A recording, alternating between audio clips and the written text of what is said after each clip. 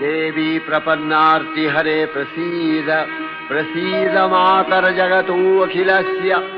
प्रसीद विश्वेश्वरी पाहि विश्वम् स्वविश्वरी देवी चराचरस्य आधारभूता जगतस्त्वमेका महीस्वरूपेण यतः स्थितासि अपां स्वरूपस्थितया तवैतदप्यायते कृष्णम् अलङ्घ्य वीर्ये वैष्णवी शक्तिरनन्तवीर्या विश्वस्य बीजं परमासि माया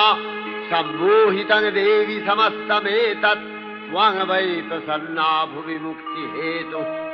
विद्या समस्ता तव देवि भेदा स्त्रियः समस्ता सकला जगत्सु तवैकया पूरितमम्बयैतत् का ते स्तुतिः सद्य परापरोक्तिः सर्वभूता यदा देवी